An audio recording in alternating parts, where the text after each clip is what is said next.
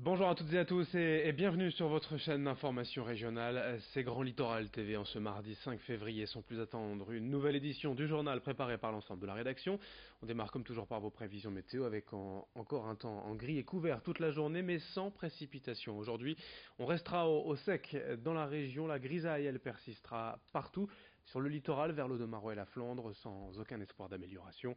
Le temps dans l'ensemble restera frais avec des températures encore inférieures au normal de saison. 5 degrés cet après-midi à Saint-Omer, 6 degrés à Dunkerque, à Calais et à Boulogne. Les prévisions météo complètes bien sûr après ce journal. À la une, tout d'abord un sujet qui intéresse tout le monde en ce moment, le prélèvement de l'impôt à la source. Après avoir reçu votre fiche de paye actualisée fin janvier, vous connaissez désormais la différence. De son côté, la Direction générale des finances publiques a dressé hier un premier bilan positif de ce changement de protocole. Dans le Nord, 50 092 foyers ont modifié leur situation et leurs données pour le calcul de leur impôt sur le revenu.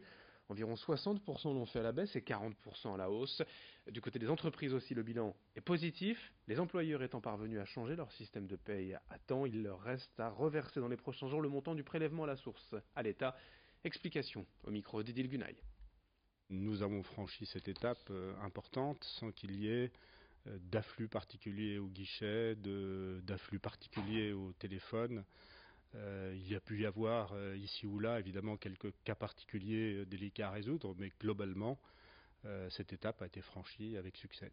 Depuis le 2 janvier, donc, les contribuables ont la possibilité d'accéder à leur site ou bien d'aller voir un cadre ou un agent des finances publiques pour les aider à le faire.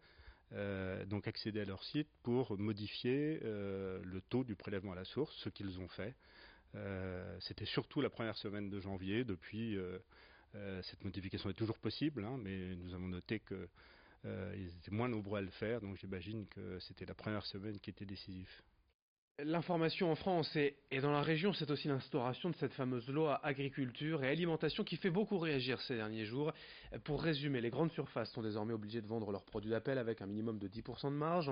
En clair, les produits alimentaires premier prix, jusqu'ici vendus à prix coûtant afin d'attirer les consommateurs, voient désormais leurs tarifs augmenter de 7, 8, 9, voire même 10%. Cette loi doit servir, selon le gouvernement, à mieux rémunérer les producteurs.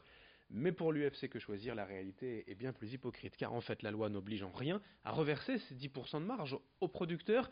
À l'arrivée, c'est donc de nouveau le consommateur qui voit son pouvoir d'achat diminuer, selon Robert Bréon de l'UFC Que Choisir, que nous avons interrogé avec Xavier Cély. Ils sont inquiets, ils nous disent, ils entendent parler des hausses de 7, 8 à 10%. Pour eux, c'est une hausse des prix, et effectivement, ils sont inquiets. Donc on doit un peu quand même les rassurer en leur disant que ça touche quelques produits, mais c'est quand même 500, 600, 700 produits dans un hyper. C'est pas rien. Si vous avez l'habitude d'acheter les prix les plus bas, c'est-à-dire les prix d'appel, ça va faire entre 7, 8 et 10%. Si vous avez des achats qui se font plus globalement, sans faire attention au prix d'appel, ça sera 2, 3 ou 4%. Mais c'est toujours ça en plus. C'est toujours ça en plus, et surtout, c'est le discours qu'on nous impose, quoi. C'est ce que l'on nous dit. Encore une fois, on a l'impression d'être les dindons de la farce. En image sur le littoral, la ministre des Affaires européennes, Nathalie Loiseau, était dans l'Audomarois hier. Elle a notamment rencontré les élus et les citoyens en participant à une réunion du Grand Débat national à Saint-Omer. Avant cela, dans la journée, elle a également visité les cartonneries Gongarden à Wardrek.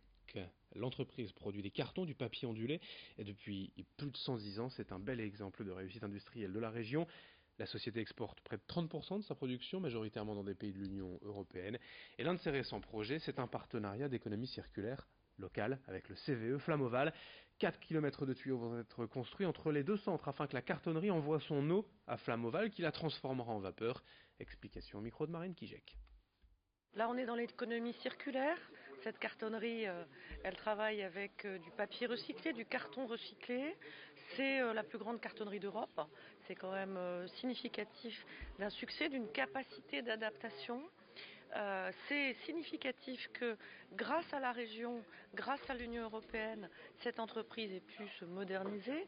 On a vu des équipements ultra modernes, on a vu que le métier aussi ouvrier de papeterie n'a rien à voir avec ce qu'il était il y a 15 ans encore.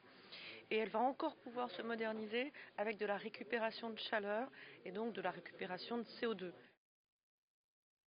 Dans l'actualité nationale également, le Conseil constitutionnel vient de confirmer la loi de 2016 pénalisant non plus les prostituées mais leurs clients. En cas de flagrant délit, ces derniers peuvent être invités à suivre un stage de sensibilisation ou une amende de 1 500 €. Pour l'association régionale Le Nid, qui milite pour l'abrogation de la prostitution, cette décision est un soulagement. En effet, ses membres affirment depuis toujours que la prostituée est avant tout la victime qui subit les pressions ou les violences d'un proxénète. Et pour l'association, c'est bien le client qui doit être pénalisé car c'est lui qui entretient cette situation. Pour les membres du Nid, l'équation est simple, sans client, pas de prostitution. Explication au micro de Xavier Silly. Le client, il ne se rend pas compte, mais il est marqué par ça. Vous savez, pourquoi? Parce que quand un homme achète une passe, achète du sexe, quoi. D'abord, il en tire quoi? Il en tire souvent du déception. Et c'est pour ça que souvent il retourne parce qu'il pense que la prochaine fois, il va trouver mieux. Forcément, son regard sur les femmes. Quand on parle aujourd'hui des relations hommes-femmes, moi je dis que tant qu'il y aura de la prostitution, les rapports entre les hommes et les femmes sont toujours difficiles. Parce que quand on peut aller sur les trottoirs d'huile et en acheter une, entre guillemets, qu'est-ce que ça vaut une femme? Ça vaut rien. Ça vaut 30 €, ça vaut 35 €.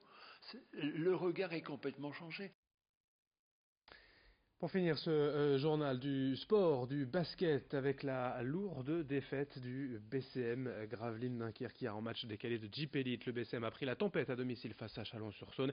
Défaite 91-66 de Gravelines qui retombe à la 12e place du classement de Jeep Elite.